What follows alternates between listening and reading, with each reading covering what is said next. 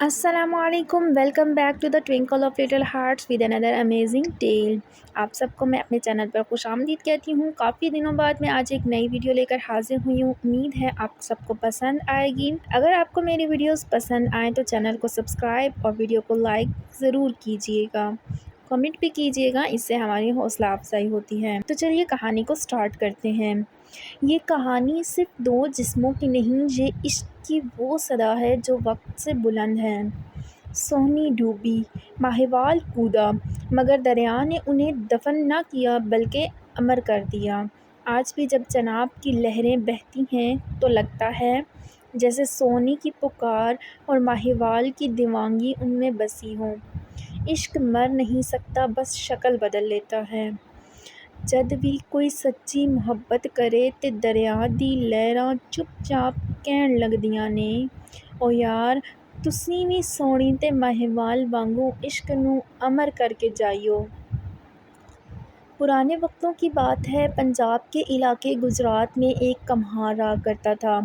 وہ مٹی کے برتن بناتا اور بیچتا تھا۔ مٹی کے برتن بنانا اور بیچنا، یہی اس کا کام روزگار تھا اور اسی سے اس کا گھر چلتا تھا۔ اللہ نے اسے ایک نہایت حسین بیٹی عطا کی جس کا نام سونی رکھا گیا۔ سونی کا رنگ دودھ جیسا سفید، آنکھیں بڑی اور چمکتی ہوئی تھیں اور اس کا چہرہ چاند کی طرح روشن تھا۔ لوگ دور دور سے صرف اس کے حسن کی تعریف کے لیے آتے۔ سونی بچپن سے ہی بہت خوبصورت تھی اور آہستہ آہستہ جوان ہو گئی۔ جوان ہو کے اس کی حسن اور نکھر گیا اور لوگ دور دور سے اسے دیکھنے کے لیے آتے۔ ایک دن کشمیری تاجر اجمیر خان گجرات آیا۔ وہ کمہار کے ہاں برتن خریدنے گیا تو اس کی نظر سونی پر پڑی۔ وہ پہلی ہی نظر میں اس کے حسن کا اسیر ہو گیا۔ اس نے بہانہ کر کے کمہار کے ہاں آنا جانا شروع کر دیا۔ برتن خریدنے کے ساتھ ساتھ وہ دل بھی ہار بیٹھا۔ سونی بھی اس کے سچے جذبے کو پہچان گئی۔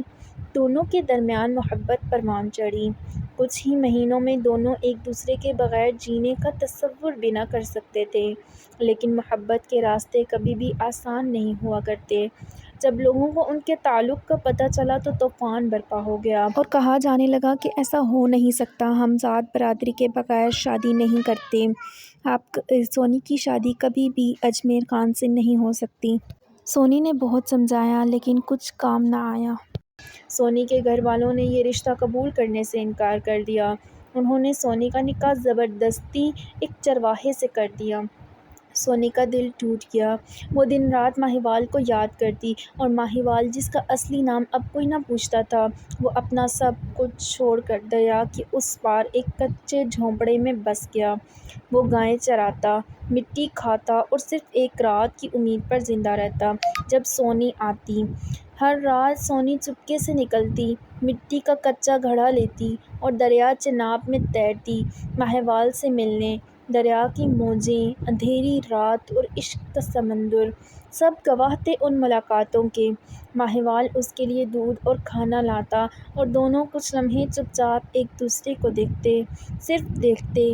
ان کی زبان خاموش ہوتی مگر آنکھیں سب کہہ دیتیں اور چپ چاپ سونی واپس چلی جاتی۔ پھر ایک رات سونی کی نند نے اس کے پیچھے لگ کر سچ جان لیا۔ حسد میں جل کر اس نے اگلی رات سونی کا کچا گھڑا بدل دیا۔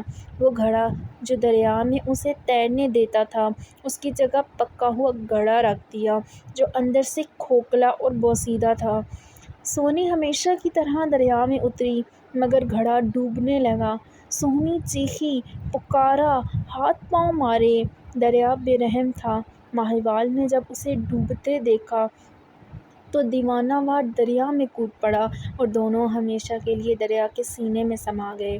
لوگ کہتے ہیں محبت مر نہیں سکتی، وہ خود کو قربان کر دیتی ہے۔ سونی ماہیوال آج بھی پنجاب کے عشق کی مٹی میں زندہ ہیں۔ ان کا پیار، ان کی قربانی آج بھی ہر عاشق کے دل کو چھو جاتی ہے۔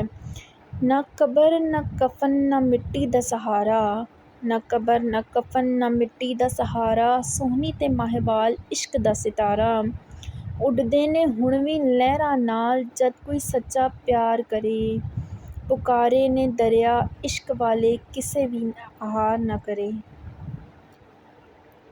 ملتے ہیں نیکسٹ ویڈیو میں، تب تک کے لیے اللہ حافظ۔ بتائیے گا ضرور کہ آپ کو کہانی کیسی لگی۔